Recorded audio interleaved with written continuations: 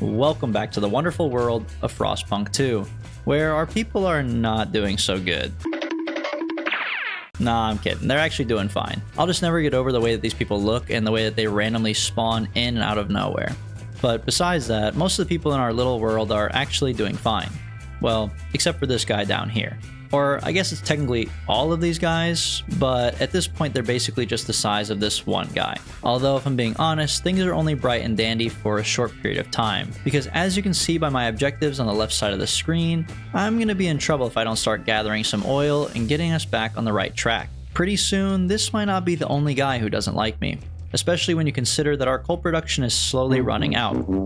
But, as we learned in the last episode, our solution relies almost solely on a remote civilization over the mountains, all the way over here, which currently is not connected to us in any way, since it actually requires 20 frost teams just to get started. Thankfully, I'm sure we're probably close to that number. Let's see, how many do I have? 0? Oh, okay. That's fine, that shouldn't be a problem. We could just build more, right? Wait, they cost what? Why on earth does it take 400 people to operate one building? And it only makes 15 teams? Isn't that like 20 people? You know what? No, I'm not doing this. Instead, we're just going to start picking people off the streets. I'm building watchtowers, and if I see any unemployed person walk on the street, they're going to work. Okay, that might not actually be true, but I am going to build the watchtowers because we were dealing with an issue last episode, which was random groups of teenagers that were like graffitiing and mugging people in our town. So to solve that problem, I'm going to put up these watchtowers. If I want to actually solve the problem with our frost teams, I'm just going to spend the time and money on research and learn a more efficient way to, I don't know, walk through the snow or whatever they do. The important thing is that we get them up and running soon because our coal mines really aren't going to last much longer. In fact, they're not going to last any longer at all, since they both just shut off. Thankfully, they managed to last just long enough for us to finish the research and work on building a brand new logistics bay, which we now actually have the workforce for because they all just got fired, meaning we have a bunch of unemployed people to come fill these roles. You have been promoted. You are now one of my elite employees. Now, most of these people probably aren't happy. I mean, they already worked in the mines, and now they're being drafted into squads that have to go out and bear the frost winds. So to make them feel better, I'm going to build another coal mine so they can keep on doing the job that they know and love. That's totally why I'm doing it, not because it benefits me at all. Anyway, let's see what these annoying guys want from me. What is this? Why do the evolvers think they can ask me to do anything for them? Do they like not get the point? We aren't friends. I'm not going to do anything for you. Please just leave me alone. You know what? Actually, just to make sure they get the point, let's pass a law they don't like. Let's see. Which one do you guys want? Contagion prevention? Okay. But just because these guys are the ones who are asking for it, I have to tell them no to teach them a lesson. And on top of that, I don't even have to convince anyone to do it. They already do whatever I say. Watch me pass this bill right now. Boom, baby. It's just that easy. Who do these people think I am? Plus, signing this law into effect will just make the Faithkeepers support me even more, which is probably a good idea because anyone who doesn't support me is going to have a little meeting with our new police officers in their tower. Speaking of which, by the way, the new towers were already working great. The youth was already on the path of righteousness and turning their lives around, but as you can see, they work an honest profession of weaving clothes out of dog hair. Okay, that's actually so gross. But it's better than being a street urchin who harasses people. Just to make sure these kids continue to stay on the right path, I'm also going to make sure that they have to spend time with their grandparents to learn more about values and morals, and less about murdering and robbing. I really shouldn't have to teach kids not to murder and rob. Anyway, it's probably just about time that we actually start working on the new civilization, or old civilization, or I don't know, whatever you want to call it. Look, it's the place we did the tutorial at. Only now we're going back. Except what stands between us is an entire ocean of ice, which for some reason is apparently the only way to get there. I mean, in my opinion, I probably wouldn't have 400 people with loaded up bags walk across the thinnest ice in the game, but you know what? Do you? Ultimately, I can't stop them from walking across the ice, and it's for the good of the colony. Although really, it's about getting our grubby little hands on some oil, since it seems like the only source of oil there is all the way over there, and for some reason the option is still currently grayed out for me, which leads me to believe we probably need to make this trek over there. But while they work on that, I'm just going to make sure that everything back home is still running smoothly. Like reinforcing the fact that these guys suck and these guys are awesome. I also have to address the allegations that I've been using dead bodies for medical reasons.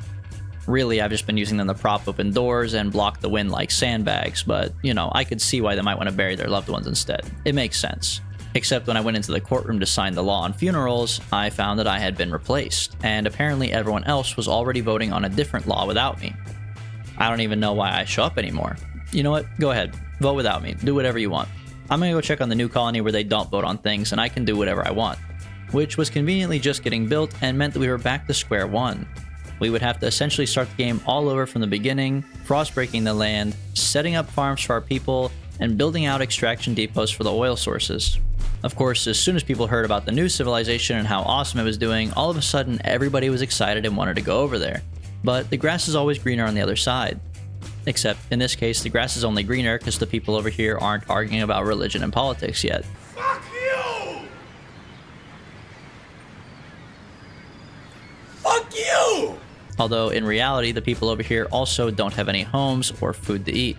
But that's alright. I'm sure those issues will just sort themselves out naturally. In the meantime, I need to actually build and maintain the housing in our real civilization, and probably deal with the whole funeral situation that I couldn't do earlier. Except this time, for some reason, everyone has changed their minds. All of a sudden, nobody wants to make any changes to the way we handle burials. And the only way I'll be able to pass this bill is by paying $271. You guys literally asked me to pass this bill. Why am I being extorted for $300? Am I being scammed by my own people? Not only that, but they're also asking me to repeal the law that I just passed about spreading contagion. I don't even know what they want me to do anymore. You know what? I quit. Oh my god! Oh jeez, oh my god! Oh no, we're not done yet. Okay, I've taken a deep breath, and I've forgiven the people in my colony for the small migraine they've given me, and decided to pay their fee. If it means I get to pass the bill, then I don't care. Of course, these are the same people that I forced the kids to hang out with, so it was no surprise that the children also began to shake me down for money. I mean, at this point I did it myself. I can't even complain. Not only that, but the money they wanted was to go towards a memorial party for these old people that I forced them to hang out with. With my deserved karma aside, it was finally time to focus on the game, since it's been literal months and I still haven't worked towards the goal at all.